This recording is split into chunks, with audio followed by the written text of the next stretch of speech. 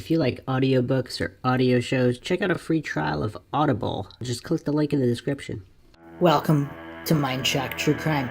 This is your host, Bruce McGuire, and you are listening to the Stephen Avery series of Making a Murderer fame, a very biased documentary that only went over 1% of the corruption that is present in Manitowoc and the state of Wisconsin. In this series, we logically examine the case, any evidence against Stephen Avery and Brendan Dassey, of which none seem to stand up against any kind of logic or reason or basic common sense in any way. Very, very strange. I've often pondered if there are any guilters out there that are not related or simply friends of people of Manitowoc law enforcement. It's very, very strange. So, in this episode 38, we are going to examine OCCULT Manitowoc. Make sure you've checked out the podcast Coincidence County, where we go over tons of coincidences and blatant corruption in Manitowoc over the decades. And in this episode, we are taking a look at the occult aspect. So those familiar with Dave Begotka and his claims, we'll be examining those as well. And in the post-Epstein era, it's probably not as surprising. Before Epstein, a lot of the coincidence theorists and the cognitive dissonant authority-worshipping cultists, they simply could not believe that any kind of so-called officials, politicians, law enforcement, could ever be involved in any kind of clubs or cults or human trafficking or any of this weirdness. But now in the post-Epstein era, coincidence theorists are being exposed left and right as simply Dunning-Kruger goofs who are not believing the evidence right in front of their eyes, the obvious blatant corruption and complicity in these so-called elite circles. Now, what is going on in Manitowoc? Is it also present in Manitowoc? If so, is it really that surprising? I don't know. We're going to have to examine this information with logic and reason at the forefront, completely objectively, without hallucinating anything is true or untrue, examining all avenues in typical MINDSHOCK fashion. If you enjoy the podcast, find it interesting, you can donate to our PayPal, help support the channel, help us uncover more mind-shocking information regarding this case and other cases. You can donate to our PayPal, just check the link in the description. Make sure to subscribe to the channel, hit that bell for notifications, like and share this podcast, Twitter, Facebook, Reddit, Patreon. Patrons do get priority for case topological analysis, co-podcast, or requests. You could also be a guest on the podcast, depending on your tier. Questions, comments, theories, thoughts, suggestions, rebuttals, debunkings of any kind, leave them in the comment section. So I'm going to open this up with this comment. I'm not sure if I went over this on the earlier episodes. I actually don't know the source. I'm assuming it's either a YouTube comment or a Reddit comment somewhere. It's quite interesting. It's about the Avery family. So regarding, people were asking why people hate the Averys. So here is someone who lived in the area. That's what decades of listening to everyone you know bash the family over and over again. It's expletive embedded into people's brains, and they refuse to accept the fact that everything they ever heard might be unfair and wrong. My mom has lived in the area for a lot of her life, and she honestly said people have treated the Averys this way as long as she can remember. My wife asked her why that is, and she answered with, I honestly don't know why. Follow-up comment here. So it seems like they are just the local kicking post.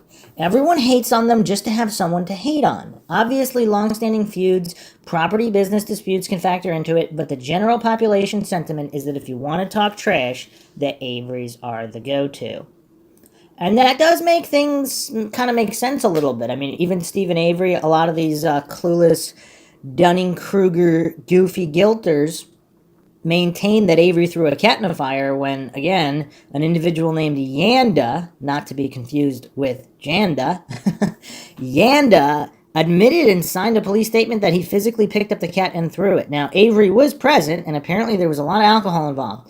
But there's no evidence that Avery picked up the cat and threw it in the fire. It was a guy named Yanda, and yet he wasn't punished. And I bring this up quite often because again, there's so many goofy individuals out there that just continue to hallucinate that Avery definitely picked up a cat and threw it in a fire when there's no evidence of that. Now, maybe he did do it. Maybe Yanda just confessed just for kicks. I mean, who knows? But it's curious that Yanda wasn't even punished. He's free to go, and Stephen Avery, who was not the one that picked up the cat and threw it in the fire, he was being a drunken moron who possibly was spraying gasoline all over the place, including on the cat. Again, we don't really know what happened, but he's punished, and the guy that actually picked up the cat and threw it in the fire supposedly is not punished. Now, can you imagine that happening with a human being?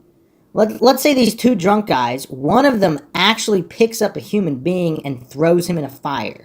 He walks off scot-free because he reported his buddy who may have been involved in dousing him with gasoline. Now, dousing with gasoline is, of course, a crime as well, but it's not the same crime as picking up a living thing and throwing it in a fire, killing it. Now, the way that Manitowoc handles justice is they punish the guy that physically committed the murder of a living entity, while they don't punish the guy that physically committed the murder of a living entity, but they punish the guy that was only responsible for being present and possibly involved in some drunken antics involving gasoline. This is how they do things in Manitowoc. But all these clueless goof guilters seem to think it's all above board in Manitowoc. Really, really? I mean, this would be downright hilarious if there weren't two guys sitting in prison who are wrongfully convicted. Again, innocent or guilty. I don't know. I wasn't there. But the legal standard is beyond a reasonable doubt, and we're not even in the same dimension. I mean, there's literally zero evidence that stands up to logical scrutiny that can even be hallucinated to be legitimate in any way. I mean, nothing adds up here. So, let's examine the occult aspects here. So, first of all, do we know what Manitowoc means in Native American languages of the time? Supposedly, Manitowoc means place of the spirits. And you can find this on www.uwsp.edu/museum/Menominee clans/places/chart.aspx. And it's just simply a list of the Menominee clans sponsored by the University of Wisconsin. And there's just a whole bunch of Native American words, one of which is Manitowoc, which means place of the spirits. Is that curious to anybody? Let's continue down the rabbit hole. So here is a curious archive. This is from 4chan, so many people will scoff. It was actually posted in Halloween subsection. And this was posted Monday, November 19th, 2018 by Anonymous. Making a Pharmacos, Manitowoc Place of the Spirits. So there's a picture of Teresa Hallback here. Teresa Hallback filmed this in 2003. This is from her filmed interview, so to speak. Quote, so let's say I die before I'm 31. Let's say I die tomorrow. I don't think I will. I think I have a lot more to do. I want the people I love to know that whenever I die that I was happy. And some more information here.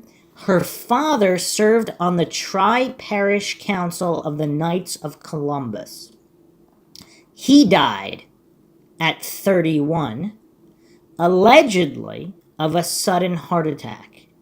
Her mother remarried his brother soon after.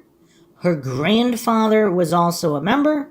The emblem of the Grand Chancellor of the Knights of Columbus is a skull and crossbones. And we won't be going down the Knights Templar rabbit holes and all of that. However, is that why Teresa Hallback said if she dies before she's 31?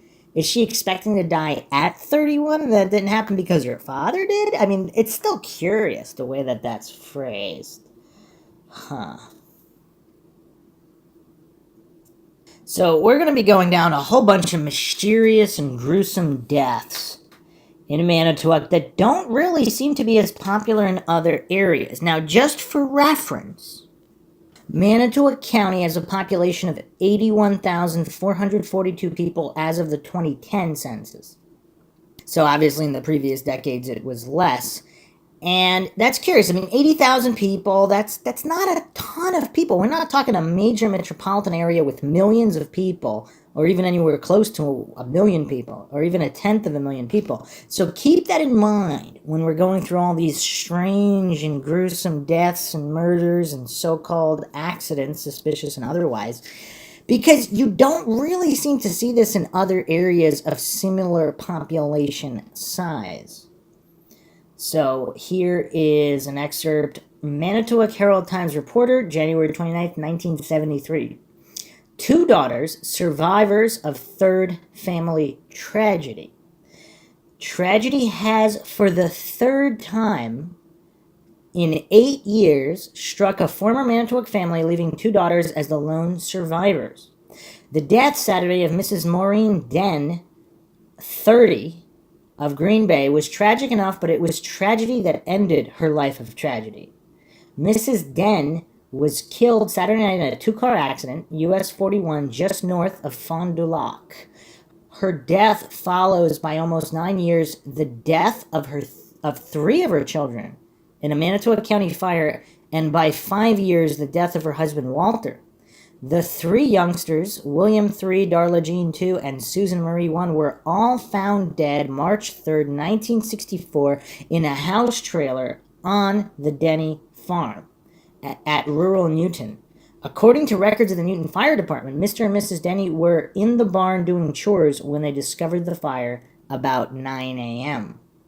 The door to the trailer was locked, and the firefighters had to break windows to enter the trailer, according to the records. Tragedy struck again in 1967 when Mr. Den died. Now, for the third time, the Den family was struck by tragedy. According to reports, Mrs. Den and her 2 daughters were passengers in a car driven by her sister. The northbound Boatman auto was struck by a car driven by missing name of Madison. Reports indicate the southbound Haley vehicle went out of control, crossed the median strip, went to the northbound lane, and struck the auto. The Den children and 3 of her children are reported in stable condition at St. Agnes. Okay, a passenger in the other car, also of Madison, were treated and released. And regarding this fire, this is from the Sheboygan Press, May 24th, 1967. Fire deaths of tots in 64 blamed for dad's suicide. Despondency over the deaths of 3 small children in a tragic fire over 3 years ago was blamed today for the suicide of a 28-year-old Newton man. Walter C. Den, whose 3 tots burned to death in a house trailer fire at the edge of the village, March 7, 64, shot himself with a rifle Tuesday evening, only a few feet from the site of the fire. Another post here, Mary Ann Den, 45, of Manitowoc, died Tuesday, November 15th, 1988, at her residence after suffering a heart attack. Funeral services will be at 10:15 a.m., Friday at the Pfeffer Funeral Home in Manitowoc. Pfeffer, does that sound familiar to anybody? Mary Ann Hartlab was born May 3rd, 1943 at Manitowoc, daughter of Henry A. and Marie Reindl Hartlab. She was a graduate of Lincoln High School, class of 1960, and also attended Silver Lake College. She served as an organ soloist at St. Casimir Church, other area churches, the Cleveland VFW, and was also the director of the Senior Memories. Mary Ann currently operated the Mad House, Haus, in Manitowoc. Survivors include 4 sons, all these Denny's of Manitowoc. Other people. All right. Another a post here by Anonymous. I wasn't initially alarmed when I saw this, though I humored the idea that the Den family was cursed. However, it would appear this woman's death occurred under highly mysterious conditions. This is a statement dictated by Dave Begotka, who opened a bar called Dave's Dungeon, interesting name, in 1988 and hired Mary Ann Den to bartend a year later. She soon became the manager. Begotka claims knowledge of a club in Manitowoc which engaged in orgies and satanic rites. He accuses this organization of destroying his business and possibly murdering Mary Ann Den. He had several meetings with people who claimed to be members of the club, one of whom produced compromising photos of prominent locals. They had begun urging him to become a member after he witnessed a series of surreal events. Begotka was on his jet ski when a violent rape occurred on a local beach July 29, 1984. He saw the victim bruised and covered in blood, fleeing from some sand dunes. Attempting to apprehend the assailant, Begotka ran towards the dunes and saw several males, none of whom were interviewed by police and none of whom testified at trial. Begotka remembered two other things very clearly. A, police shouting at him to stop as he ran toward the dunes. 2, police were on the beach before the rape occurred. And this is, of course, the Beernston assault, which Stephen Avery ultimately was framed for, which is quite curious as well. Same people, most of the same people involved. I mean, how much of a coincidence theorist do you have to be to think that the people that framed Avery when there wasn't tens of millions of dollars on the line wouldn't do it when there was? I mean, just the level of silliness off the charts here. So, some other posts here. This is Begotka's statements. Mary Ann began reporting to Dave that a few men were repeatedly coming in and harassing her. She told him they were telling her that Dave had to join the club. Dave told Mary Ann to blow them off. On the last day Dave spoke to Mary Ann in person, she said she was sleeping with a gun because she was so fearful of these people. Dave suggested they go to the police, to which Mary Ann responded, "They are the police." Dave was preparing to travel to upstate Wisconsin on a hunting trip, so he told Mary Ann he'd figure out what to do when he returned. On November 15, 1988, Dave set off on his trip. He was gone for about a week and a half. During this time, he was unreachable by phone. Upon his return, his mother told him that Mary Ann had been found dead in her apartment in Manitowoc on the day Dave left. He couldn't believe it. He called a friend to go with him to Dave's dungeon. The bar was a mess and ransacked. It looked like it had been the scene of a big party. Everything of value was gone. All the liquor, beer, many fixtures, and money. Mary Ann's boyfriend, Dave doesn't remember his name, happened to drive by the bar and saw Dave's car parked outside. He stopped in and explained to Dave that he'd been the one who found Mary Ann. He came home and discovered her lying in bed, covered in blood, dead, with a gun on the nightstand. The boyfriend claims he called the police, and when they showed up, they immediately handcuffed him. They suspected he killed her due to all the blood. He wasn't cuffed for long, and they released him. He told Dave they deemed the death a heart attack. Dave didn't get further details about that incident. So a heart attack that results in all of this blood. That's kind of weird. If that's true, that's kind of weird. Huh. Another post here. Our sweet little Chelsea left this world. Our sweet little Chelsea left this world Monday, March 24th, 2014. Chelsea A. Den, age 22, a Manitowoc resident, was born on September 8th, 91 in Manitowoc. She was a graduate of Manitowoc Lincoln High School, class of 2010. Wow. And it is weird. Are more people from the Den family here dying than any other family? I'd be curious to do a compare and contrast. So it appears Mary Ann Den's sisters and brother all met untimely deaths as well. Also, Colette A. Dvorak, is that a familiar name to anybody? Age 42, died Tuesday, May 3rd, 94.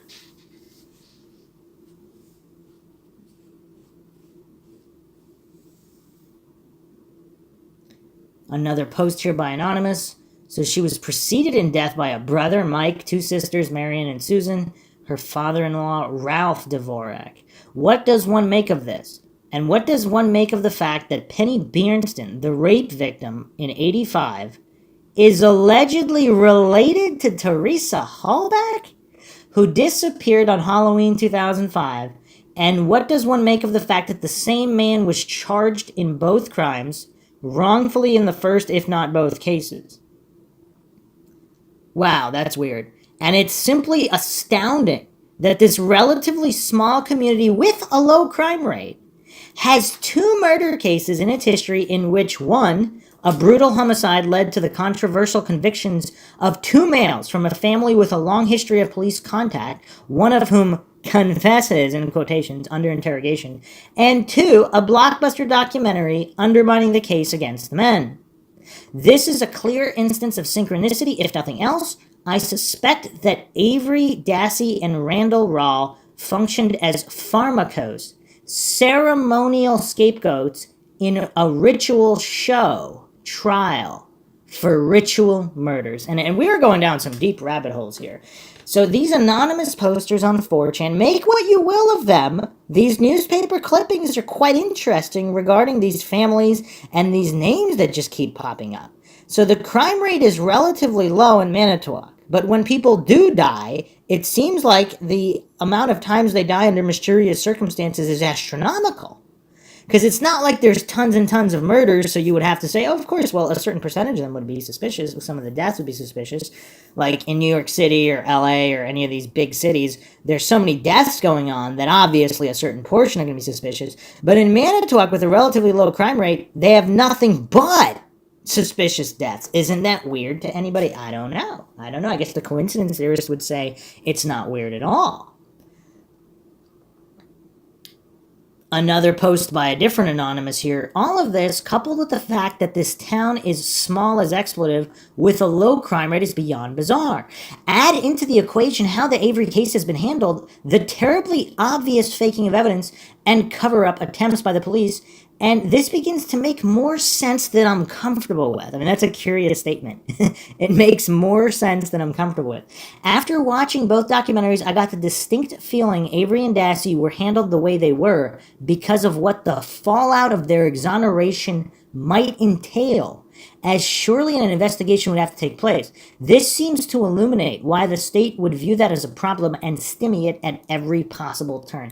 And you know what else is curious? That the Guilters and the Dunning-Kruger crowd don't seem to be able to consider or have the mental capacity or wherewithal to consider. If unraveling the Avery case also unravels all these other cases with the same individuals that were all corrupt, that's going to bring down a lot of people in a lot of different cases. It's not just about the Avery case or just about the $36 million. I mean, it could potentially be over hundreds of millions of dollars for all the other wrongful convictions by the same individuals. Not to mention, if there is some kind of cult operating, I mean, these are dark, dark theories that, if explored and if true, I mean, it's very, very problematic for all involved. So it doesn't, from that standpoint, if that's true, and I'm not alleging it is, if it's true, it would make sense why they would need to keep Avery and Dassey locked up forever and never grant any kind of retrial where there'd be any kind of transparency or accountability. Because 2005 wasn't quite the social media era with the amount of eyeballs that any kind of retrial would have today after all the attention of making a murder and all these other wrongful convictions. Because back in 2005, wrongful convictions weren't really that exposed. I mean, the average coincidence theorist and authority-worshipping cultist walking around, they probably thought most convicted people were guilty. But now, after all these individuals, it's on the news almost every day somebody's getting exonerated. So it's kind of crazy through the modern lens how there would be a lot more exposed if there was any kind of legitimate retrial. So a couple more posts here. Again, this was sent to me. I don't have a link here. I don't know if it's TikTok Manitowoc or the Making a Murderer subreddit or possibly another site, possibly Web Sleuths. But here is here is just a lot more information. Here's a quick rundown. I wouldn't be so quick to dismiss Dave's story about the strange things that go on in Manitowoc. How about this for a strange story and strange coincidence? Cop runs Hallback's plate 9:30 p.m. on November 3rd. They know they have the vehicle, but no body. Pretty weak case against Stephen Avery. Another 24-year-old girl, same age and stature approximately as Teresa Hallback, dies of an accidental, in quotes, drug overdose later that night on November 3rd. The only drug, so this is obviously Carmen Budwell, which we already went over. The only drug overdose in Manitowoc in all of 2005, a 24-year-old girl on that day.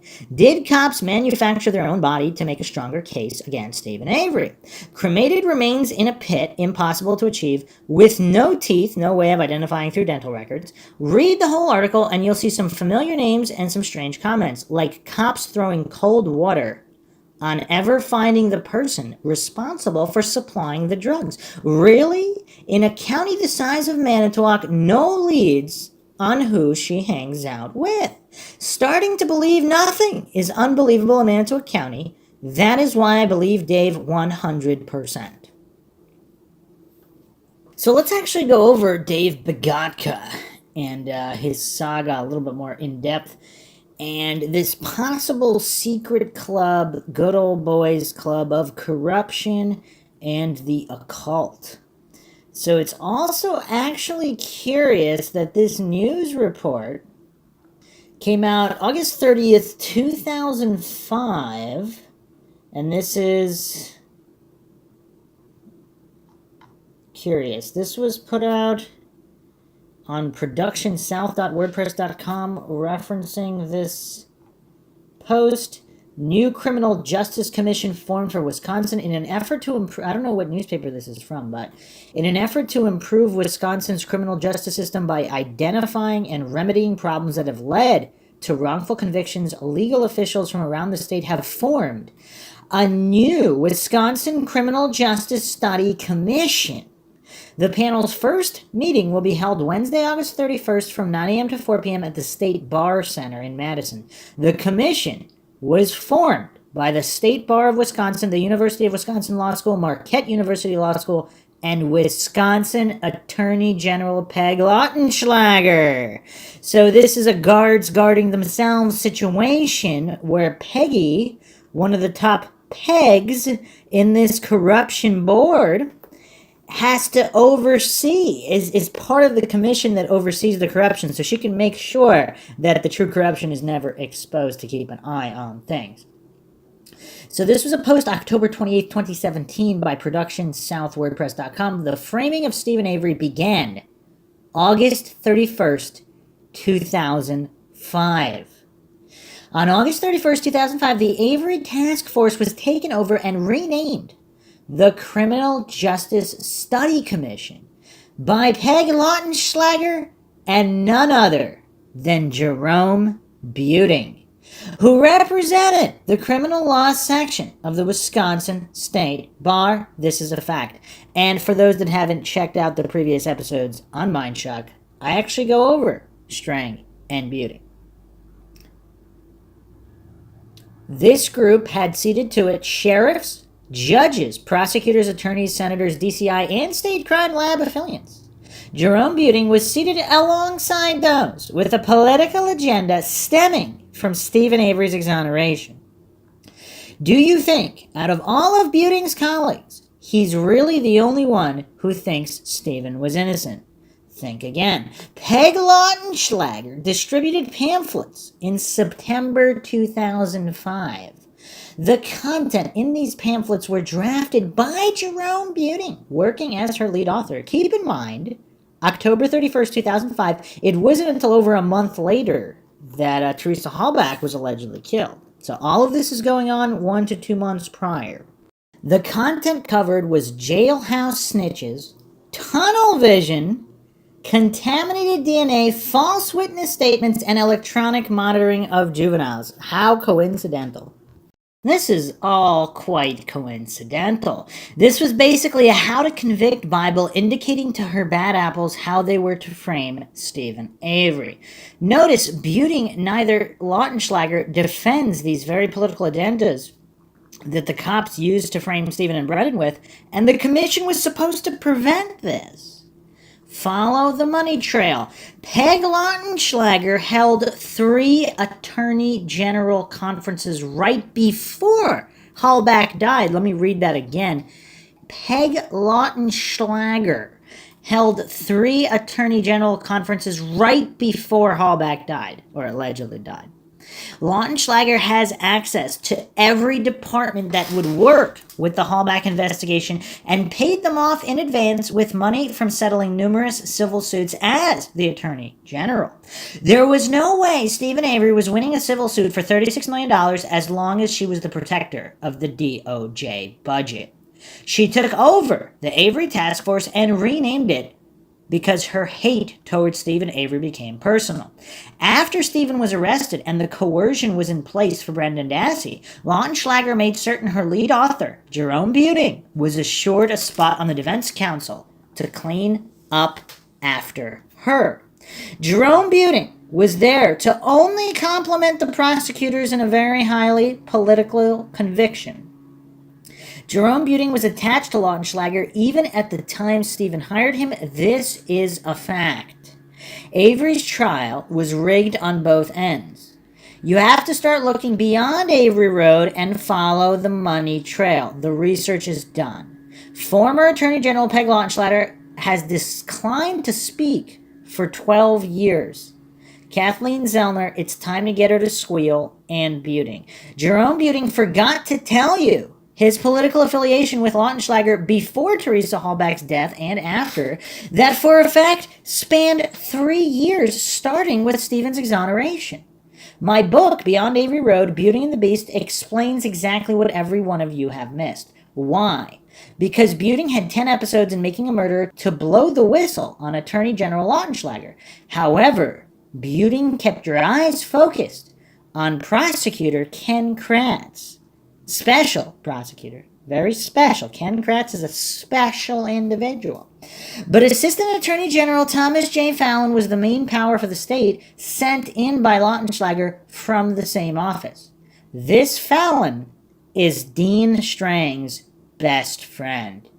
Starting to make sense how the ball was purposely dropped during the trial? The evidence is real.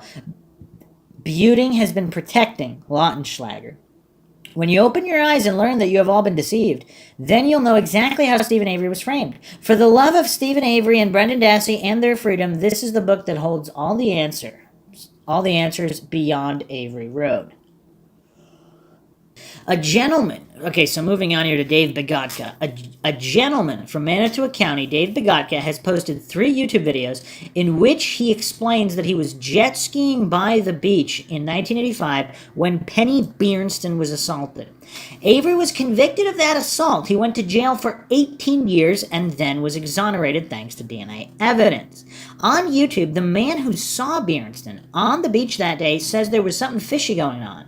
He seems to think the assault actually was connected to the alleged sex club, but pinned on Avery. He believes that many prominent businessmen, cops, and school employees were part of this secret sex club. He claims that a month or 2 after the attack, he was shown Polaroids of naked members of the club and was encouraged to join.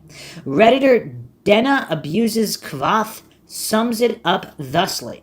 The club threatened him because he refused to join, and he suspects them of ruining his business and murdering his manager, a woman who died under suspicious circumstances.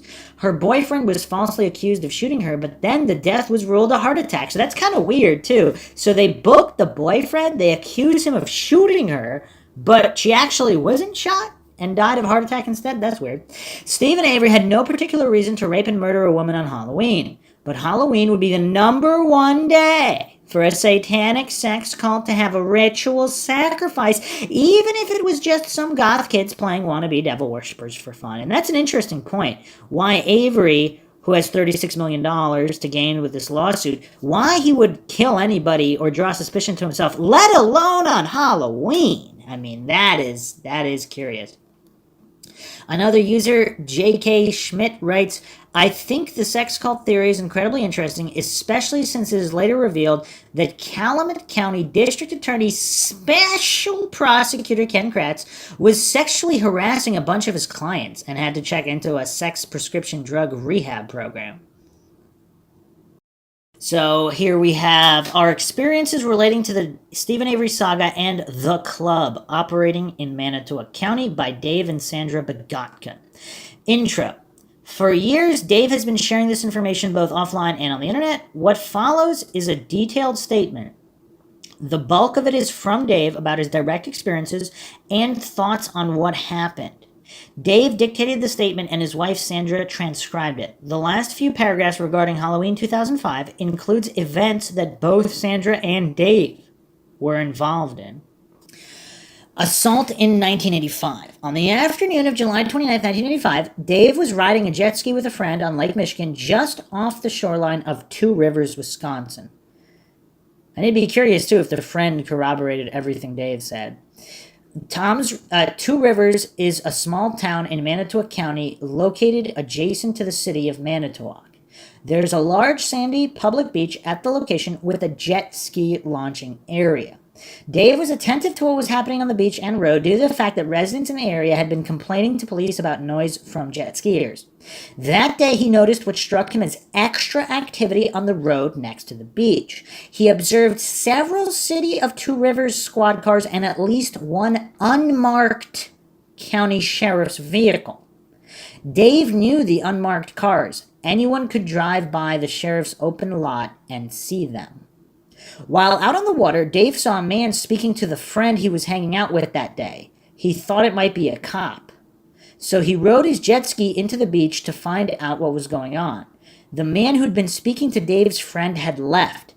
Dave's friend told him that the guy, who turned out to be Penny Beerenson's husband, said he was going to call the cops.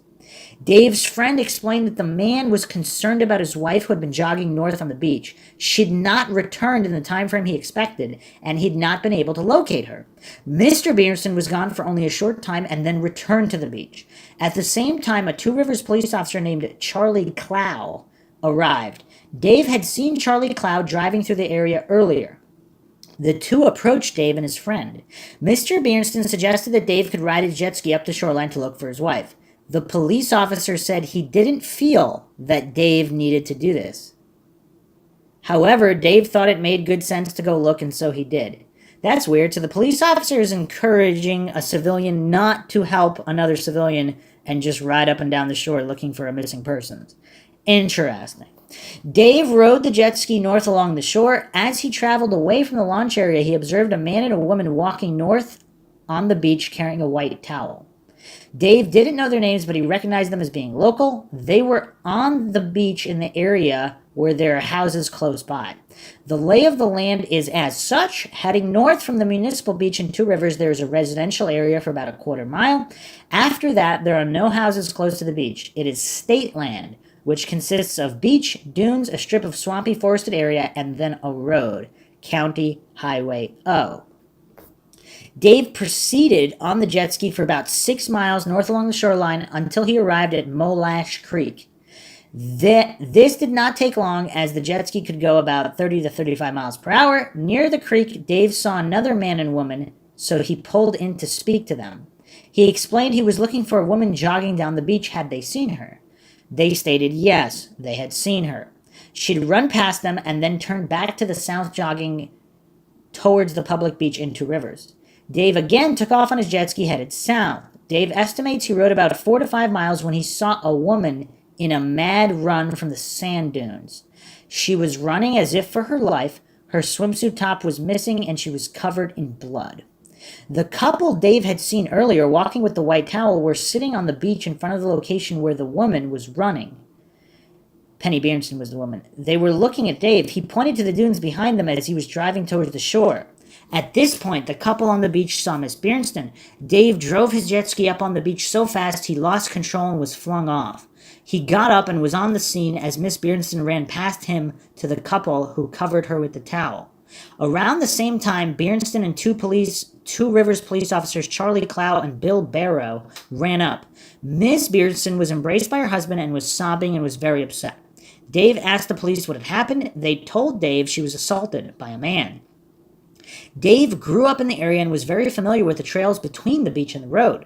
His first thought was to go after whoever had done this to the woman and catch the guy, or at least get a license plate from any cars that might be on the road. So he took off running up the dunes. The dunes were high enough that a person standing on the beach could not see over them to the area beyond. As Dave crested the first dunes, the police behind him were frantically yelling, "No, no," and for him to stop and return to the beach. Dave halted on top of the dune, and it was at this point he witnessed several men in the area behind the dunes. One man was to the south of Dave about 20 to 30 feet. This man was lying prone on the dune, peeking over the top toward the scene on the beach. Dave isn't positive, but he thinks he was wearing a suit like a business suit. Another man was standing about 20 to 30 feet to the west of Dave. He got a good look at this man. He appeared to be picking things up from the ground, but stopped when he saw Dave. Dave says he was bug-eyed, mouth gaping wide open with surprise as they made eye contact. He also looked a lot like Gregory Allen. Of course, Dave did not know about Gregory Allen at the time. However, after seeing his picture years later, Dave immediately said that he looked like one of the guys he saw in the dunes. Closer to the woods, further west from Dave, there were a few other men who seemed to be walking in the direction of the woods. All the people were dressed in plain clothes, no uniforms. The officers behind Dave were greatly agitated and yelling at him. So Dave returned and walked back to the beach. The officers there told Dave that Miss Berenson had passed out and that they, the police, had people over there and they didn't want Dave to mess up the crime scene. Was that not the crime scene, though? Or was it? At this point, Dave got back on the jet ski and proceeded south to the Two Rivers Public Beach. The other thing that's curious, we never went over this, but is it possible Berenstain was assaulted by more than one guy, like these other police officers, and that she was just threatened into pointing the finger at Avery? I mean, that would be even a darker turn here, but okay. At this point, Dave got back on the jet ski, proceeded south to the Two Rivers Public Beach. Miss Berenstain was escorted down the beach to an ambulance that was waiting. Dave doesn't recall filling out an official statement, but does remember the cops implying that he, Dave, didn't need to do anything further because he didn't witness anything significant. So witnessing the victim running from a particular area is not significant, and witnessing all these other people in the area is not significant. Weird. The Berenstains later sent Dave a thank you note and a gift certificate for use in their candy store in Manitowoc. Dave learned through the media that Stephen Avery had been charged in the assault and details that were presented to the public. He also heard from locals that the Good Old Boys Club were taking care of the situation to make sure that Stephen Avery was sent to prison. Naked Pictures, the club. Not long, a month or two after the incident on the beach, Dave was at Two Rivers Tire and Muffler, where he worked. A co-worker approached Dave and said a man wanted to speak to him. And this man is known, but his name is not listed here. This man was and is a very prominent member of the community. Side note, we have not stated this person's name. We feel this individual is very influential, having held office in local and state politics, and we are concerned about backlash. This man spoke to Dave and told him that we would like to invite you to join a special men's club. He showed Dave some photographs. In them were naked men, some of whom Dave recognized. There were at least 2 high school teachers and a junior Ramblers football coach. They appeared to be engaging in sexual acts. There were multiple men in each photo, like some kind of group thing was going on. The guy told Dave that the club members met at various hotels and venues in the area, and not to worry, sometimes they got girls. He stated that many business owners and prominent people were in this club, and that it was advantageous to be a member. He said Dave should come and talk to him and let him know if he wanted to participate. Dave was freaked out by this. He was 19 years old at the time and didn't know what to say. He put the guy off and said he'd get back to him. Afterwards, Dave recalls feeling stunned. He was mystified as to why this guy would show him these pictures and invite him to join this club. It was extremely weird. First learning about a club. Now we're going back in time to describe incidents that happened when Dave was a kid. He feels that they also relate to this club and are relevant to painting a picture of the culture that is part of the Manitowoc County area. On several occasions when Dave was between 4 and 8 years old, he was the victim and witness to domestic violence. These acts were committed against his family by a police officer. In one of the last and most dramatic of these incidents, Dave and his family, single mother and younger sister, were forced to go into hiding because the police officer who committed the acts could not be located. Dave and his family left town and hid out at some sort of Catholic-affiliated retreat in northern Wisconsin. Despite the police, a priest, several nuns, and a guidance counselor being involved and aware of the specifics of the incident, the events seemed to get covered up. It was later implied to Dave not to worry, the Good Old Boys Club had taken care of it. Fast forward to Dave's freshman year in high school. After Dave quit football, 2 boys on the team began to bully Dave. One of the boys' fathers was rumored to be a big shot in this Good Old Boys Club. These 2 began spreading rumors about Dave's mother. They said that the boy's father, the one rumored to be in the club, had made derogatory claims regarding Dave's mom. The stigma of this followed Dave throughout his school days. Later on in the 90s, Dave had another run-in with his father in regards to the club.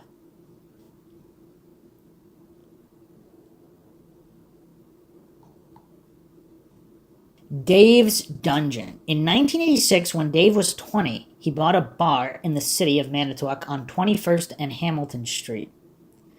And Hamilton Streets. You can own a bar when you're 20?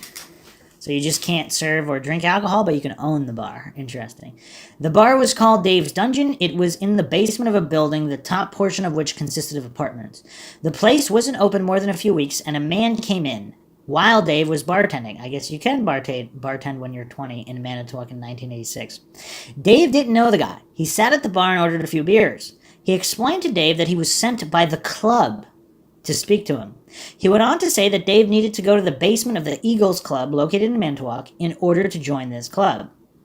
He didn't say who Dave was supposed to see, just where he should go. He was insistent that Dave must join this club. Dave asked him why. Why would he be interested in joining this? The guy then explained how it worked. Essentially, he described racketeering to Dave. He didn't call it that, but it was the textbook definition. Dave told this fellow sure just to get him to leave him alone, but he had no intention of going to join anything. Time passes, month or 2 walks by. Into the bar walks the Junior Ramblers football coach.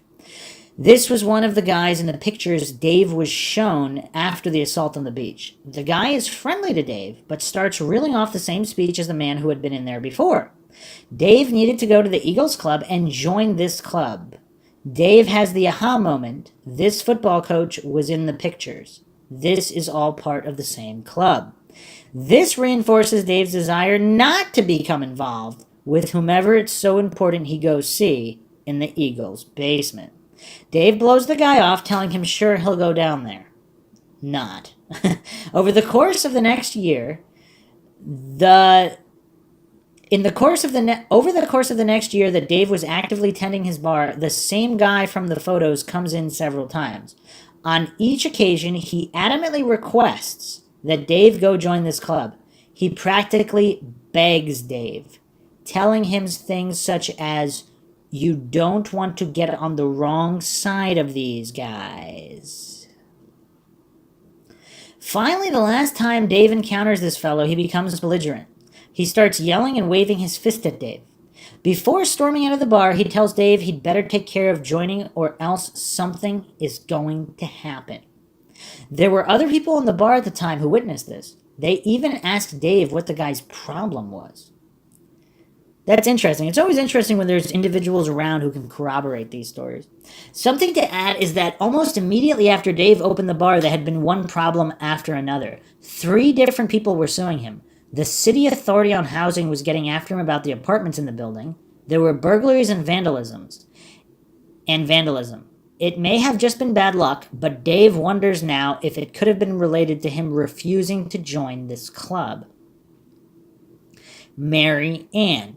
About a year after Dave opened the bar, he hired Mary Ann Den. Mary Ann had operated a bar called Pat and Mike's just down the road from Dave's Dungeon. She began bartending and then proposed managing the bar.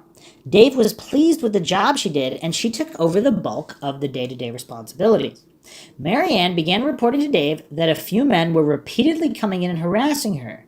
She told him they were telling her that Dave had to join the club. Dave told Marianne to blow them off. On the last day Dave spoke to Marianne in person, she said she was sleeping with a gun because she was so fearful of these people. Dave suggested they go to the police, to which Marianne responded, "They are the police." Dave was preparing to travel to upstate Wisconsin on a hunting trip, so he told Marianne he'd figured out what to do when he returned. On November 15th, 1988, Dave set off on his trip. He was gone a week and a half. During that time, he was unreachable by the phone. Upon his return, his mom told him that Marianne had been found dead in her apartment in Manitowoc on the day Dave left. He couldn't believe it. He called a friend to go with him to Dave's dungeon. The bar was a mess and ransacked. It looked like it had been the scene of a big party. Everything of value was gone. Marianne's boyfriend, Dave doesn't remember his name, happened to drive by the bar and saw Dave's car parked outside. He stepped in and explained to Dave that he'd been the one who found Marianne. He came home and discovered her lying in bed, covered in blood, dead with a gun on the nightstand. The boyfriend claims he called the police, and when they showed up, they immediately handcuffed him. They suspected he killed her due to all the blood. He wasn't cuffed for long, and they released him. He told Dave they deemed the death a heart attack. Dave didn't get further details about the incident. The boyfriend went on to tell him about the huge free-for-all party that had taken place. It had occurred the weekend after Marianne's death. He said he didn't know who opened the bar and or started the party, but apparently there were possibly hundreds of people there. What the heck, in that little bar? After this, Dave decided to go talk to Marianne's teenage son. He didn't provide any useful details either. Dave did contact the police to report what had happened at his bar. He was informed that there was nothing the police could do. Wow, that's curious. So he goes to report this, and then they're like, oh yeah, there's nothing we can do. That's weird. Dave was forced to declare bankruptcy, and that was the end of Dave's dungeon. In the years after, Dave crossed paths with individuals who claimed to have been at this party. Several times he heard that people from the club were at the party giving everything away. So was this the something is going to happen that Dave was promised by the naked football coach guy? Another invitation. In the mid-90s, estimates it was 1995, Dave again experienced a brush with the club. He'd been invited to a local supper club, bar and restaurant by friends. He suspected these friends were knowledgeable about the club, and he'd recently begun asking them about it. They'd consistently avoided answering. On this night, after the restaurant crowd had thinned, the friends told Dave they had a surprise for him. They led him over to some people sitting at another area of the bar. As he approached, a man introduced himself. It turned out he was the father of the kid who had spread the rumors about Dave's mom in high school. This guy said he wanted to invite Dave to join a special club. After realizing who the guy was, Dave told him to get bent. He also confronted him about the rumors regarding his mom and the harassment he and Marianne had been subjected to by this club. The man seemed stunned, and Dave headed out of the place. His friends caught up with him at the door and told him he had to go back. They were adamant that Dave should make nice and that he couldn't refuse this information. Dave asked them why he should. They said, for jobs, work, and money. He explained why he had no use for the guy handing out the invite and basically told them no thanks and left. Although another curious question for Dave Begotka would be why he stuck around in the area from 86 to 95 in the first place after all that business with the club. Stephen Avery again. Stephen Avery gets exonerated for the assault on the beach. He's released from prison on September 11th, 2003. I wonder if that's also a curiosity where they set that up somehow, some kind of occult reference. Dave sees this playing out in the media and can't believe it. Once again, the events he witnessed on the beach that day in 1985 are fresh in his mind. As time passes, Stephen Avery files his lawsuits, etc. Dave and Sandra follow the news coverage. Dave looks forward to further investigation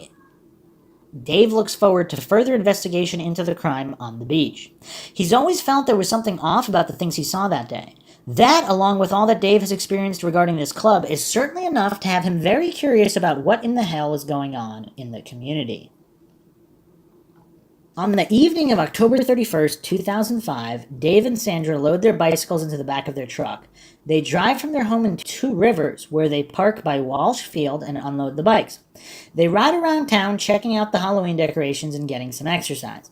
As they are heading back to their truck, they pass through the parking lot of Patsy's Highway 42 Mobile Mart in Two Rivers. At the gas station, Dave spots Stephen Avery. Dave says to Sandra, "Look, there's that Stephen Avery." The two stop their bikes on the edge of the gas station parking lot and watch him for a few minutes.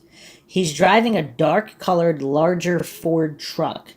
He's wearing a red and white jacket. He seems to be filling gas cans, the red plastic type. There also appears to be a blonde female with him. Sandra mentions to Dave that it looks like Stephen Avery's doing pretty good. Dave and his wife leave the area and continue back to their truck. Time, not sure of exact time. It was soon after dark. So someone found the following, which Dave posted on the Manitowoc Topics board in 2009. January 6, 2009. I see the Avery thing is back in the news. Here's what I have to say about that. I was involved in the search for the woman who got raped on the beach in the first Avery case. I was the first one to see her coming over the sand dunes, and can say, looking back at it, I was disappointed by the police response. Here we are, standing where the guy who did it could not have been too far away. I suggested to the cop trying to chase down the guy. He said no, we would mess up the crime scene. And it was left to the courts. I never testified because I did not really see anything, but what I did see was a very badly beaten woman who was horribly traumatized. After they convicted Mr. Avery, I would have been all for doing away with him. However, now we know what happened there. Funny, a friend of mine who was involved with the police back then told me that they were making sure he did not get out of it. Then on Halloween, the night of the recent killing, I was on a short bike ride in TR. Who did I see? Stephen Avery. He was getting gas at Ummy and Patsy's, filling gas cans in the back of his blue F-250. He had some people with him, including a young girl. However, I do not believe it was Miss Hallback. I almost expletive after the news came out. What are the chances of me getting that close to both crimes? It was funny. Our eyes met, and he gave me that stupid Stephen Avery grunt and looked very cocky. I also made eye contact with the girl sitting in the front seat. I think it was his niece. However, I was not paying a lot of attention. I did point him out to my wife, though. He was kind of a local character, being on the news so much with his lawsuit. I sent this info to the police and the DA and never heard a word. I have also heard, so the police had no interest in Avery's movements on Halloween. The police had zero interest in Avery's movements. This is curious. Wow. I have also heard rumors flying around the area, Fisherville, that some of his buddies had a go at her also. The cops never get anything done right. I have a feeling there is a lot left to the story.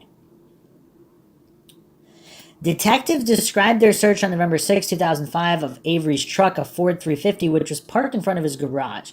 This truck matches the description that Begotka gives of the truck, dark-colored, larger Ford, that he saw Avery driving shortly after it got dark on October 31st, 2005. It got dark around 5 p.m. that day. Begotka saw Avery's at Patsy's Highway 42, Mobile Mart at 816 22nd Street, Two Rivers, Wisconsin, filling gas cans, the red plastic type, and there was a blonde-haired woman with him. So that particular night, apparently sunset began at 4:50 p.m. So the sex club rumors, now there seems to be a lot of locals on this sub.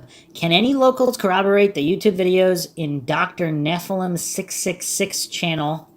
I believe that was Dave Begotka's channel, about some weird sex club that is composed of many powerful people in the area. Not sure if I believe this dude, but he seems honest enough, and the videos were posted a while before the documentary aired. Maybe he just finished watching True Detective Season 2. It may not be true, but one thing is certain, something very strange is and has been going on in Two Rivers. Some follow-up posts here. The possibility that major business owners and other powerful players in the community take part in these groups and hypothetically coerce and blackmail people into compliance is not far-fetched. If you witnessed something on the beach that day, it's not unreasonable to imagine they wanted him in that club to compromise him and his potential testimony. It also doesn't seem unreasonable to imagine a group with that sort of widespread influence flaunting their capacities to threaten people and flex some of their muscle. That, I imagine, was the purpose of showing him the photographs. There may perhaps be an element of arrogant nonchalance, but that doesn't exclude the possibility of revealing to him the reach of this club, teachers, businessmen, cops, etc. We need the people in the community, perhaps more logically people who've since left the community, to corroborate the possible truth behind these claims. I would be inherently skeptical of anyone currently living in and around the Manitowoc area with potential reason to discredit his story. The fear of dangerous reprisal for blowing the whistle on this sort of thing should not be taken lightly. That being said, it's important to approach both sides of these stories with open-minded skepticism. I'm personally of the mind that the presence of some organized club would help justify and explain the inexplicable behavior of the Sheriff's Department, Dassey's defense teams, and possibly even Judge Willis and Fox as the proceedings unfolded. It's also equally possible, as others have alluded in various threads, that the psychology behind psychophants like Len Kaczynski goes a long way towards explaining his willingness to aid the prosecution. The point is, there's a lot going on here. We'd be remiss to not consider every possibility and explore every angle, the club included. Someone actually found her cemetery listing, and it's not 1986, it's 1988. What that means, I don't know, unless it's a typo on the cemetery listing records. Or Begotka was off by 2 years? Or 1 year? A supposed local posted this. I'll tell you one thing, it's pretty expletive interesting that while I see businesses and homes shutting down and be put up for sale on a constant basis in this area, I have never seen so many for sale signs, and I've lived all over, including as far away as Florida, while the same families who have a name in the area always seem to do just fine, regardless of how good or bad the economy is. That's an interesting curiosity, is it not? Just ask the judge in the Dassey case if his home has lost any property value over the last few years, then go out, knock on the door, and ask his neighbors the next question. A post by Ed Vaness here. I've known and worked with Dr. Nephilim666/Dave for many years, and I can tell you what he says is true. He does not BS. Wow. Justin Ion posted this. It's all a bit Twin Peaks. Even Two Rivers sounds eerily familiar. Teresa Hallback, Teresa Banks from Twin Peaks. A post from Bloated Bastard stated this. I thought about it too. Everything about this county sounds like Twin Peaks. A post from Dave Begotka here. Mrs. Bierston talked about the jet ski thing in an interview a few years back, but it was like the cops did not want me to be involved from the start. I also got a $50 gift certificate from them to the candy store. Some of the local homeowners were complaining about noise of the jet skis. The story I was told on the heart attack was it ruptured into her lungs and windpipe, and she aspirated the blood. I always thought it sounded kind of shady, but she was a very heavy drinker and in pretty bad shape for a 42-year-old. She was managing the bar and I was working full-time. I never got a straight answer from anybody. What happened to all my expletive? It was like they were as scared as her boyfriend after he found the body about talking who did what. She was also doing my taxes and all the paperwork for the bar, and all of it got thrown away. So I had to file to the state to get back what she had sent them. It was such a mess. If you look up my name on the WCCA, you will see the tax warrants I got in trouble for. Them guys slammed me hard. I ain't making expletive up, and my memory is pretty good yet.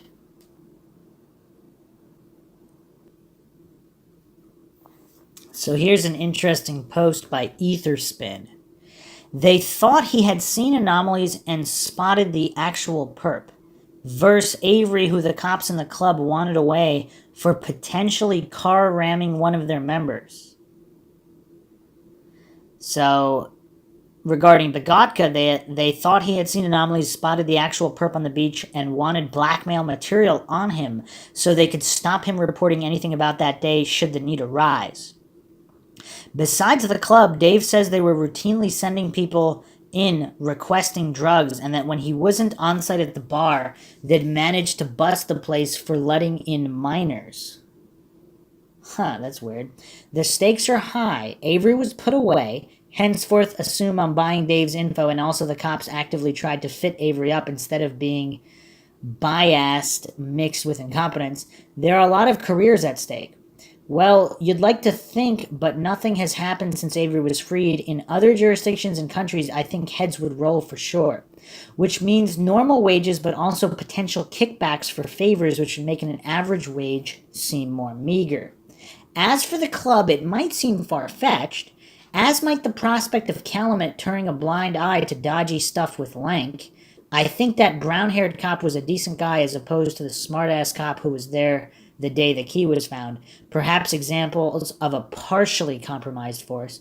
But once there is significant power in one town, you have people from the next town marrying sons of corrupt people jumping across to Calumet, intentional planning of corrupt people.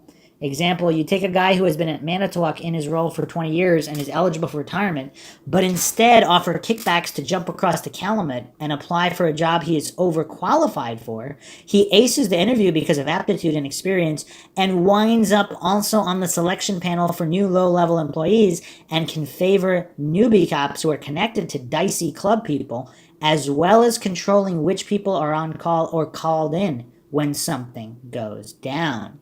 This would allow corruption of a major crime, so it can be blamed on the next person on the club's hit list.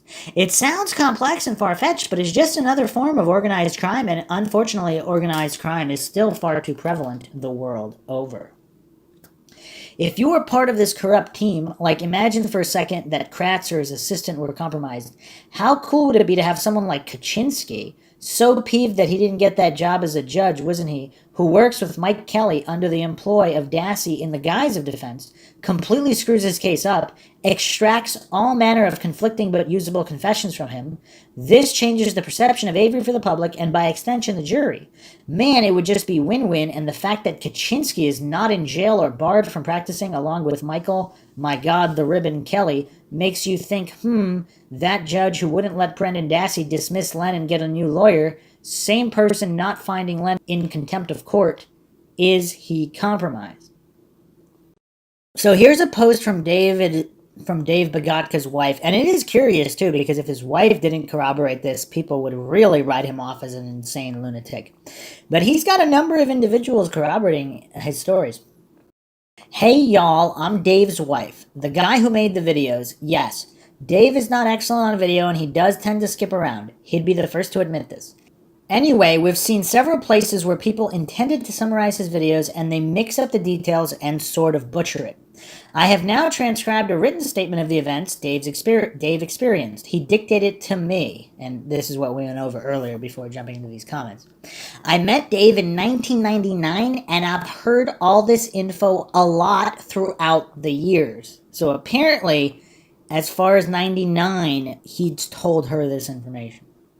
So he didn't make this up after the documentary just for attention. The last part, Halloween evening 2005, I was with Dave for that part. I think we did a pretty good job in providing most of the important details.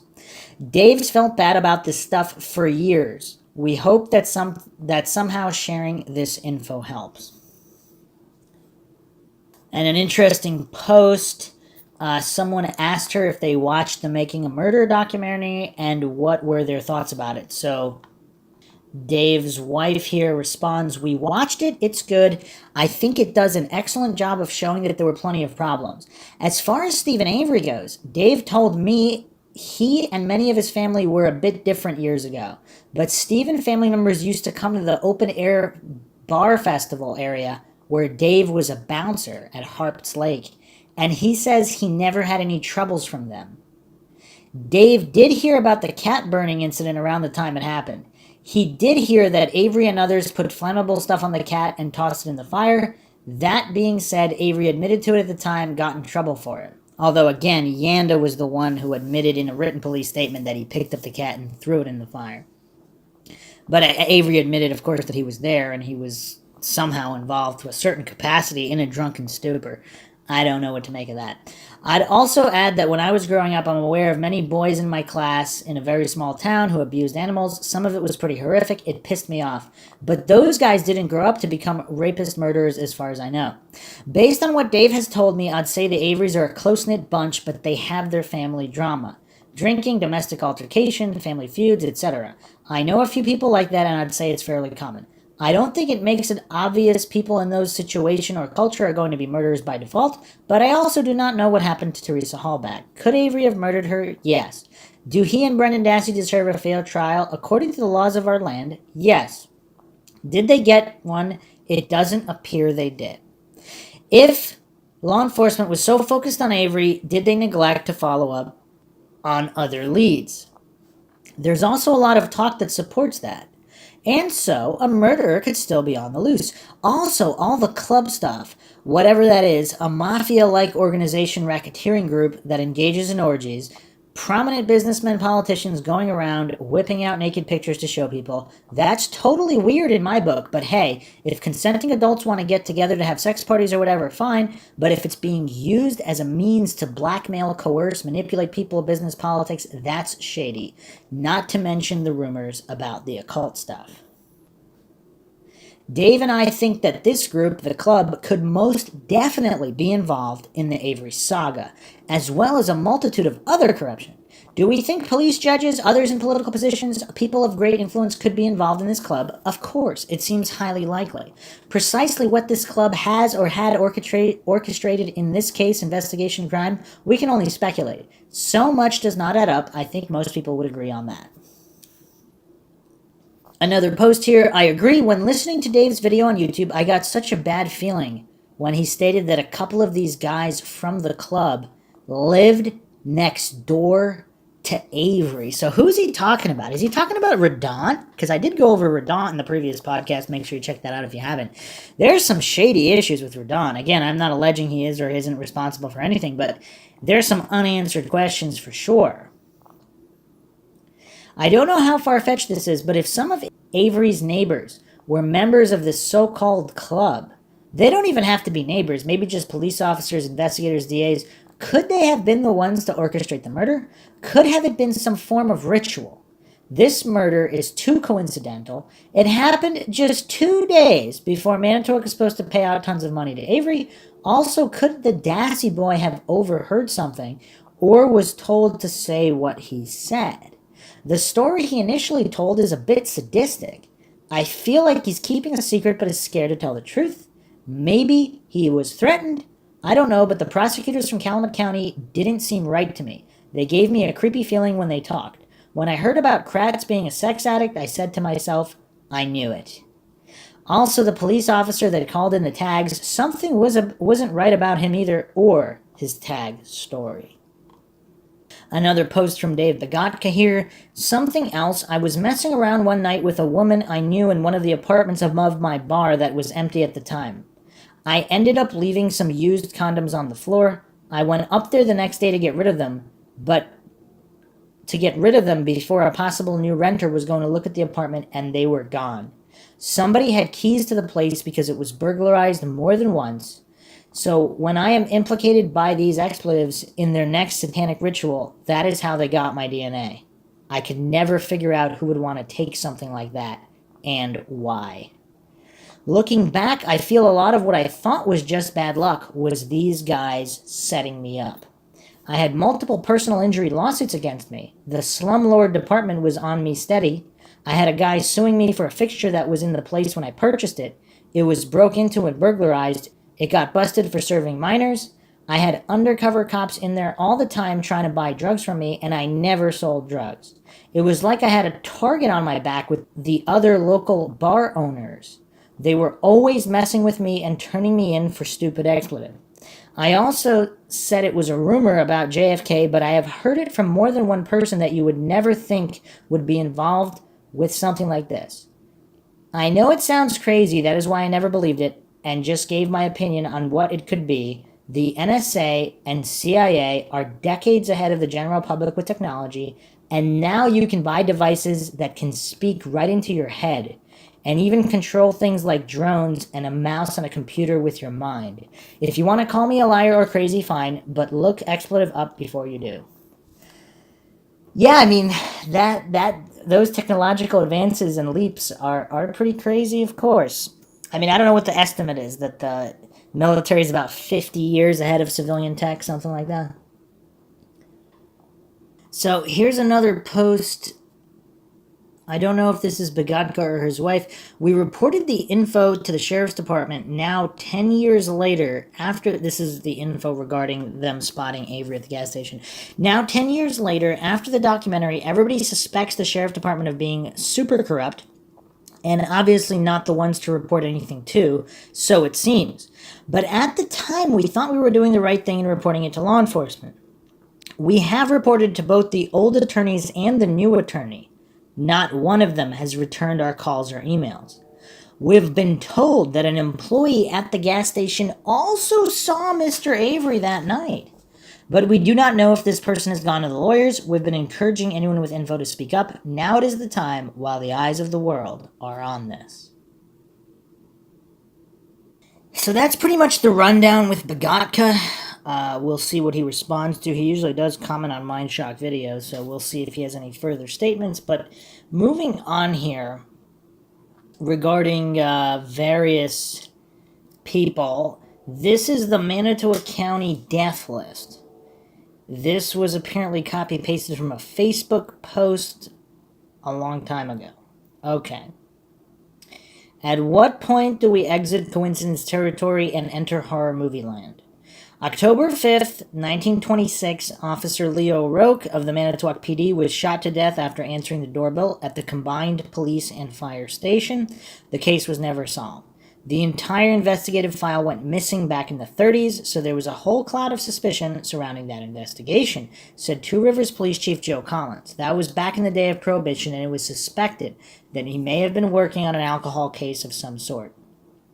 June 15th, 1970, Emma Fick, 76, was killed when an unknown assailant repeatedly bashed her head into a tombstone in St. Mary Catholic Cemetery in Manitowoc. Her purse was found in the scene and nothing appeared to have been taken. She was not sexually assaulted. So someone took this 76-year-old woman's head and just bashed it into a tombstone repeatedly. On June 15th, 1970. Actually, surprisingly, that was not Halloween. So this is the murder of Mrs. Emma Fick. In 1970, Elmer Scherer was chief police for the city of Manitowoc. Elmer, if you'll recall, is a first cousin to Dolores Avery.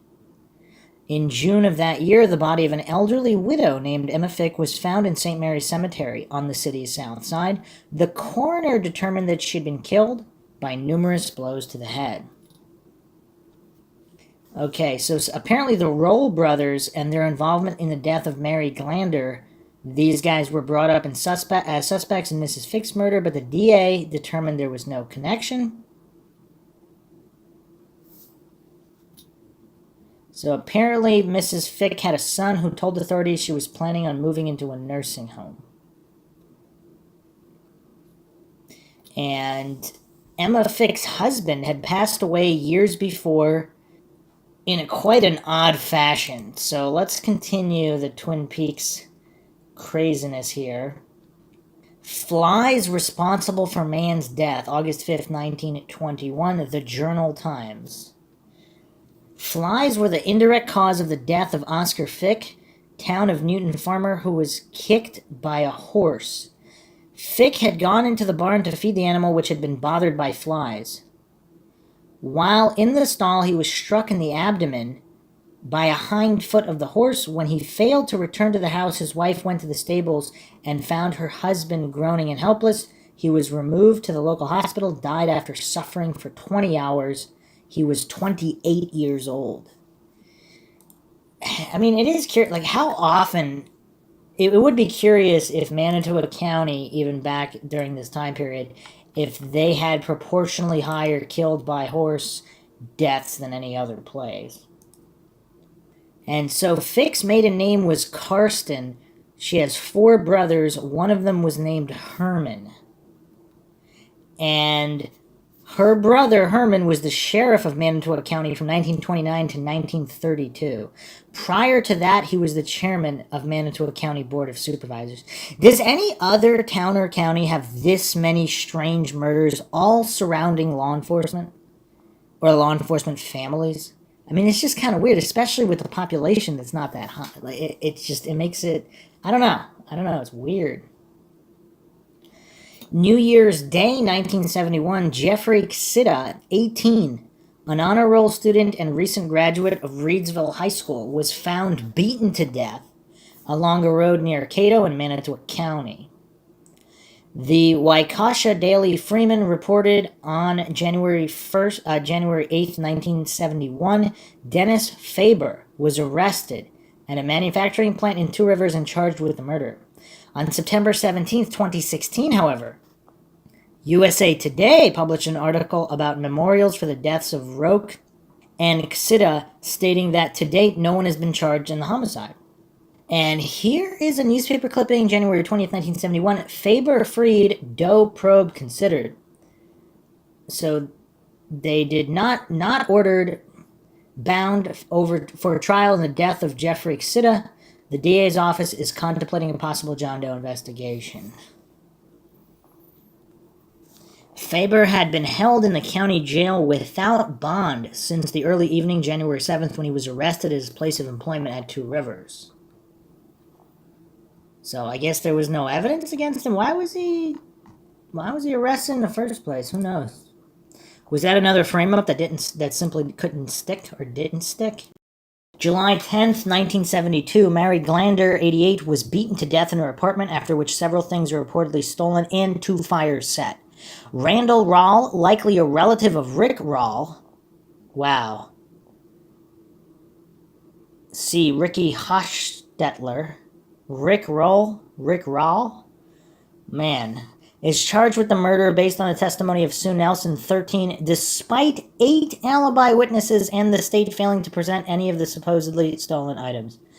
That is echoes of Stephen Avery as well.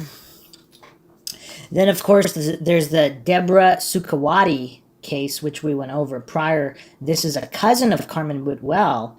Disappeared September 24th, 1977, a day after the fall equinox. Her body was later found in a gravel pit owned by the Redaunt family. Curious. Teresa Hallback's sprinkled remains might have been on the Redaunt property as well. A local Ronald Fankel was arrested. He maintains his innocence to this day. The Redaunt family wields powerful influence in Manitowoc. They have served as directors of various community associations and of the county bank. Members of the family have also belonged to the Knights of Columbus.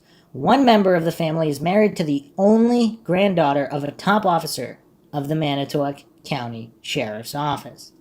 The Redaunts owned a hunting cabin situated directly behind the Avery property, and also several gravel pits and quarries where police found flesh, blood, and charred bones. Joshua Redaunt was the first person to report a bonfire on the Avery property, which every member of the family denied until after repeated police interviews. January 22nd, 1980, the body of Irene Rodig, 43, had been found naked and bound by rope after officers responded to a suspicious fire at her residence. How many suspicious fires are there in Manitowoc County as well? Rodig was mentally challenged and had worked for the Holiday House, a workshop for people with mental disabilities. Nothing had been stolen, no motive nor suspects were ever established.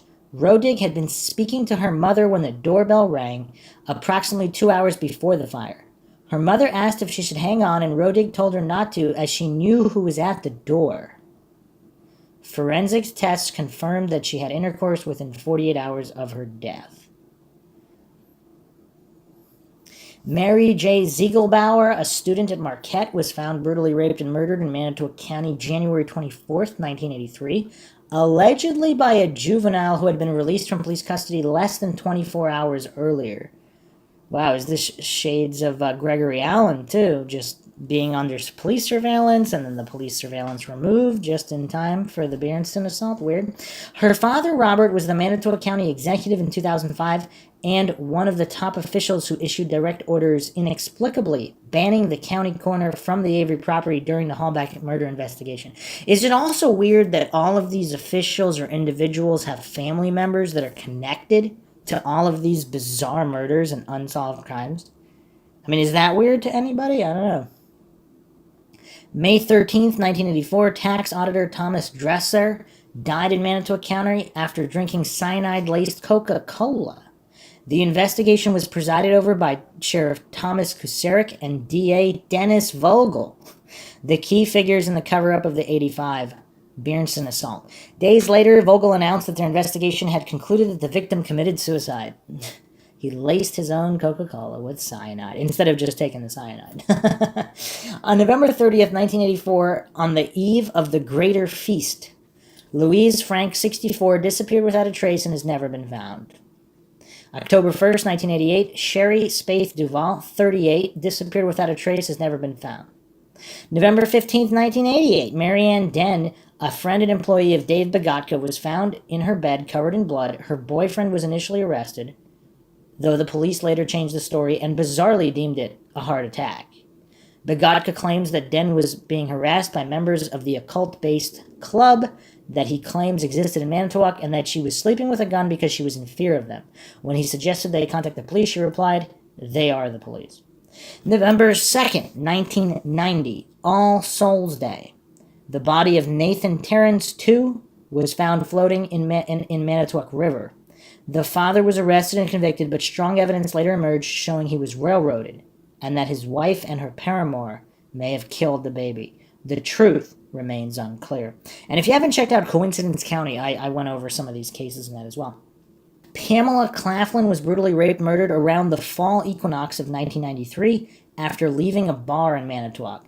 The man who was arrested and convicted, Randall Matea, maintains his innocence to this day.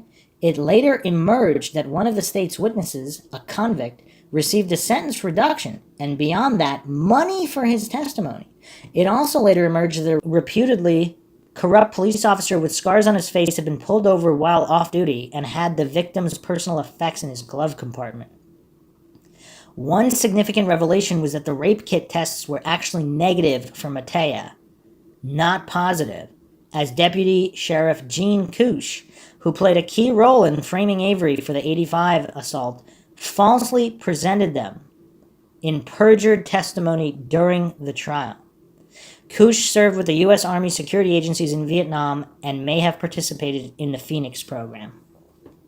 Officer Dale Ten Haken of the Manitowoc PD was killed execution style with shots to the head and abdomen on the fall equinox 1997. I mean, these equinoxes seem very, very popular to commit murders. 2 teenagers were arrested and convicted on the testimony of their girlfriends, who escaped possible charges by turning state's evidence. They had been captured with the assistance of Julie Kramer, who later resurfaced in the Hallback investigation.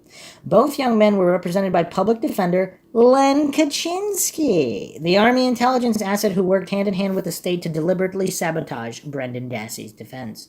True to form, Kaczynski began airing to the press that his client's story was hard to believe. One of the alleged killers now practices witchcraft in prison. Ricky Hochstetter was killed in a hit-and-run in 1999 that was investigated by many of the same police personnel later involved in the cover-up of the 2005 murder of Teresa Hallback. There were persistent reports that a police officer had killed him purportedly accidentally while driving drunk. Among the early suspects were Sheriff Tom Kucerik and Rob Herman, who is now the sheriff. Another was Rick Rawl, who knew Stephen Avery and to whom Avery had placed a 40-second phone call to on Halloween 2005 when Hallback disappeared. The circumstances surrounding this call have never been established, and I suppose a dedicated episode to Ricky Hochstetter is in the works because that's a bizarre case as well. And then, of course, Teresa Hallback, which we won't go into, Carmen Boutwell, we won't go into, we already went over all of that. So let's continue here, though. November 26, 2008, hunters found the remains of Arirat Chuprevich, who had been missing for 5 years, in a shallow grave near the line dividing Manitowoc and Brown counties. She had been shot to death. Her husband was a retired doctor, and she had been pursuing a degree in international studies at St. Norbert College. In 2014, there were reports that a number of people had been murdered in Manitowoc County in a very short period of time, some at a local sports bar. The police denied these rumors, though some locals believe the murders were being covered up by police, a reaction that suggests such things aren't uncommon in Manitowoc County. So that's weird. So there was supposedly a whole lot of murders in a short period of time at a local sports bar. So I'd be curious how they were reported. Were they just reported as occurring elsewhere, or innocent death, or more innocent deaths? Who knows? And then, of course, February 13th, 2016, shortly after the release of Making a Murderer, and a day after the occult holidays Imbolc and Candlemas, Cor Yang was shot to death in Manitowoc after answering his door. Yang had been arrested on Halloween 2005, the date of Hallback's disappearance. Manitowoc local Stephen Grimm had committed suicide July 1st, 2016. He had posted on Reddit that he knew Tom Kusaric's daughter Nancy. He alleged that she and her brother had been subjected to horrific physical and sexual abuse in the basement of their home. He also alleged that Kusaric had hit Ricky Hochstetter. He claimed he was being harassed by police, and it was shortly afterwards was found dead. Grimm, who had served in the Navy from 74 to 77, was well regarded in the community. However, he had been arrested earlier in the year after breaking into a school while high on drugs. He reportedly thought he was a knight. So there are actually some more, there's quite a bit more madness here. Going back even farther, September 4th, 1858, 3 brothers named Thomas of the town of MINDSHOCK, Manitowoc County, Wisconsin, have been arrested on the charge of beating a Bohemian whom they met in the road so as to occasion his death. The Bohemian population of the town were much excited and threatened to lynch the parties, who were kept in jail for their own safety. Then we have October 6th, 1880, 17-year-old girl in Wisconsin confesses to killing her mistress because she scolded her. December 9th, 1905, son's awful crime, slays mother with flat iron, then mutilates the body, thought to be insane. I went over these on Coincidence County episode, so you can check these out if you want more details on them. May 23rd, 1940, Manitowoc. Mother kills son so he can join some dead boy.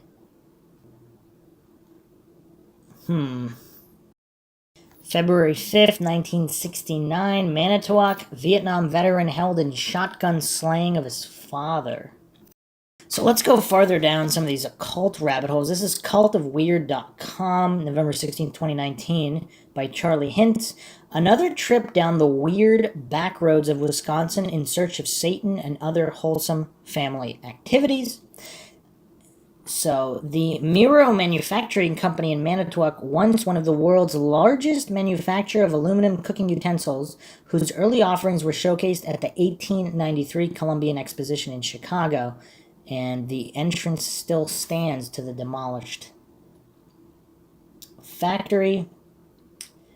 Okay, Wendigo Fest. Wendigo Fest is an annual Halloween gathering held in Manitowoc, Wisconsin.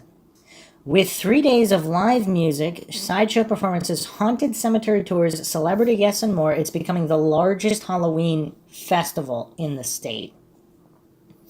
Predictably, it sparked controversy from Manitowoc's Christian community in its first year. One local business owner in particular seems to have made it her mission to save everyone's souls from eternal damnation.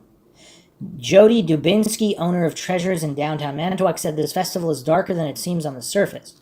She became concerned when her own research turned up old Native American tales of a creature called the Wendigo, sometimes spelled Wendigo with an E, which eats human beings and devours their souls, particularly young children. But that's not all. The festival was held on the first weekend of the Halloween season that year, October 6th and 7th. 6 plus 7 woefully equals the unlucky number 13.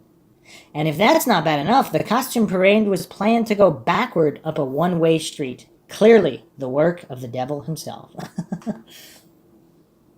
So apparently they picked Manitowoc for this. Very curious. Continuing on here, what I'm actually working up to is that while some fret that the Wendigo Fest brings Satan to Manitowoc, the city is no stranger to weird and evil. It is, of course, the setting of the controversial true crime docuseries Making a Murder on Netflix, and if this guy is to be believed, may even be home to a secret satanic club comprised of Manitowoc's elite who hold their rituals in an abandoned haunted school in St. Nazianz.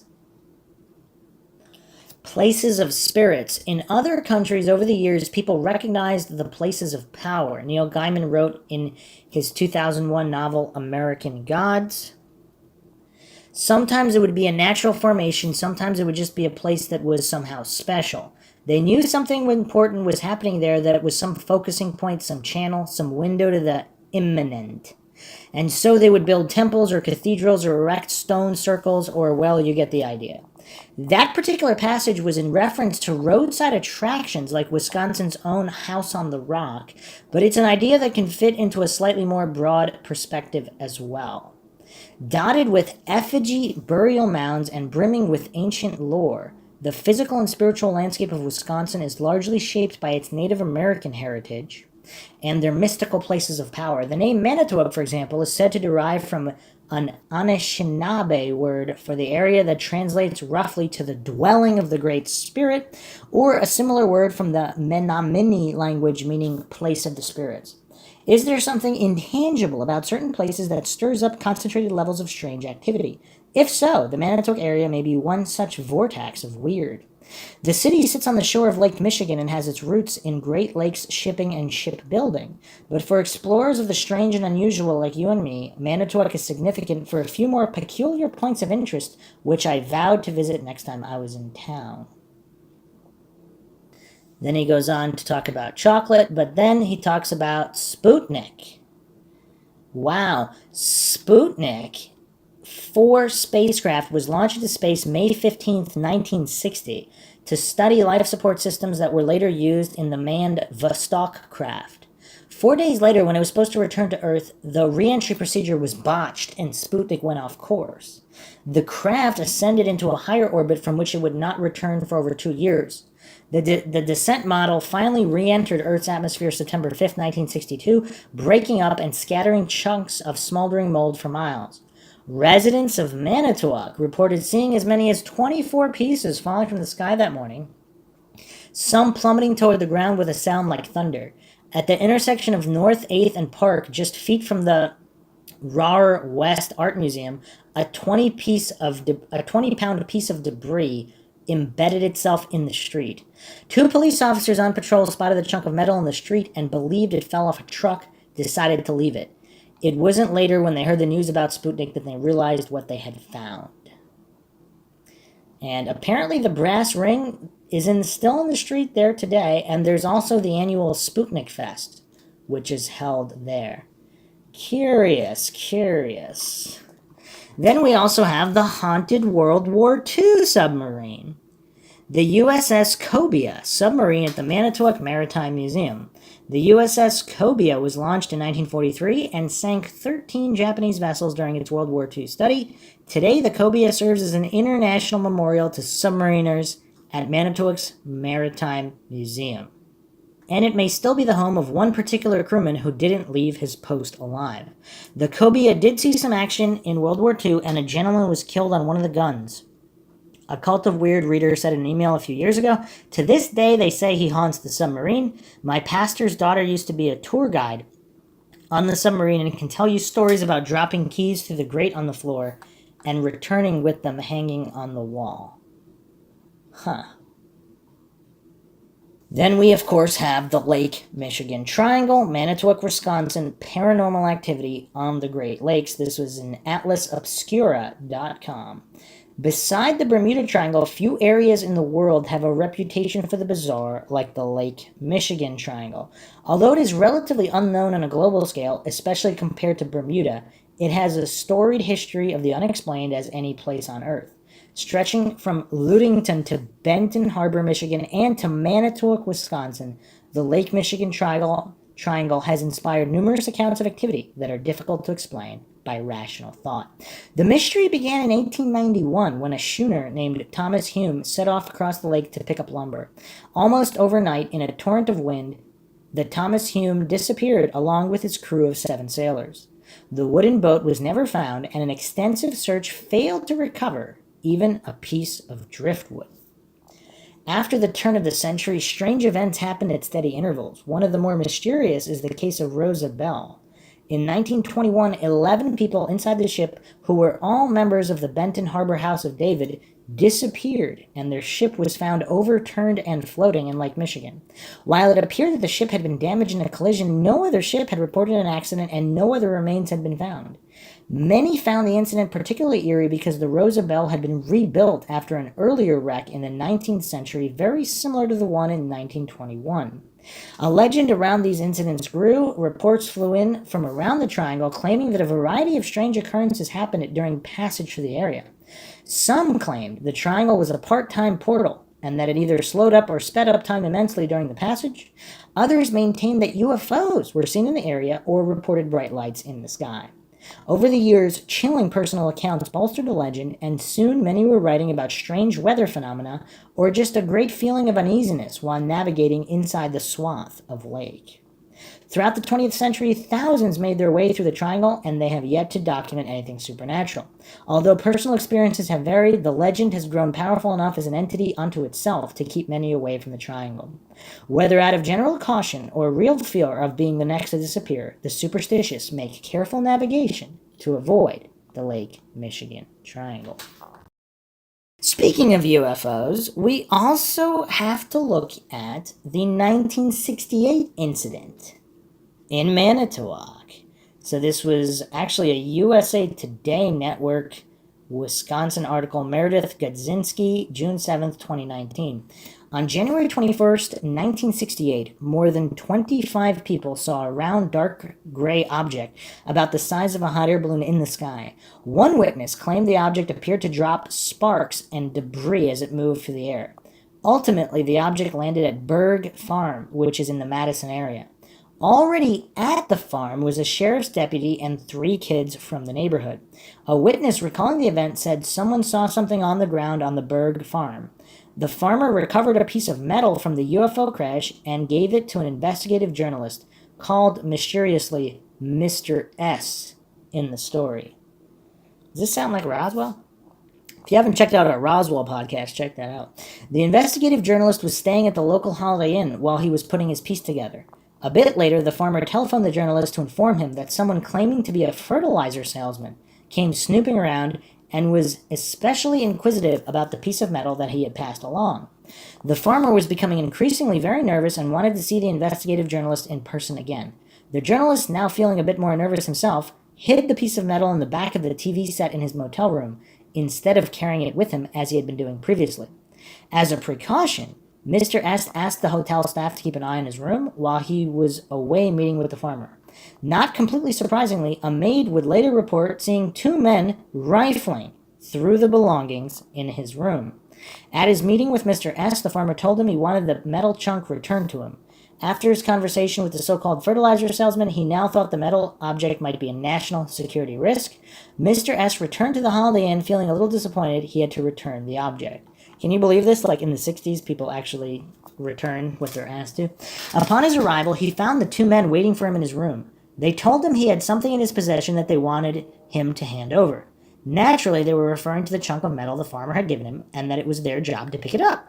Mr. S wisely asked to see some identification. They responded by asking him which agency ID he would like to see, and that they would gladly produce it.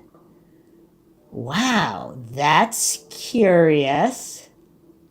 Eventually, after more conversation, Mr. S was persuaded to give the piece of metal to the 2 men. Afterward, the investigative journalist called a friend, Mr. Steiger, who helped him track the license plate of the 2 men who had come to the Holiday Inn to pay him a visit. Turns out the car was owned by a gentleman with links to the CIA. That's right, folks. A Roswell-style incident took place right here in Wisconsin. That story came from a book titled UFO Wisconsin, A Progress Report by Noah Voss. This story was from 1968, but in April of this year alone, 355 national UFO sightings were reported to the National UFO Reporting Center. Okay, so this was in the Manitowoc area. That is very curious, is it not? So there you have it. A lot of occult and strange activity in Manitowoc and the Manitowoc area. It's just a never-ending stream. It really does not seem to be like other areas in any way, either in law enforcement or just all of these bizarre cases throughout history, and even some kind of paranormal occult activity. So I hope you guys enjoyed another edition of MindShock True Crime in the Stephen Avery series. You can support the channel, donate to our PayPal, just check the link in the description. Make sure you subscribe to the channel, like and share, Twitter, Facebook, Reddit, Patreon. Patrons do get priority for case topic, logical analysis, co-podcaster requests. Questions, comments, theories, thoughts, suggestions, rebuttals, debunkings of any kind, just leave them in the comment section. This is Bruce McGuire, signing off. Catch you guys next time.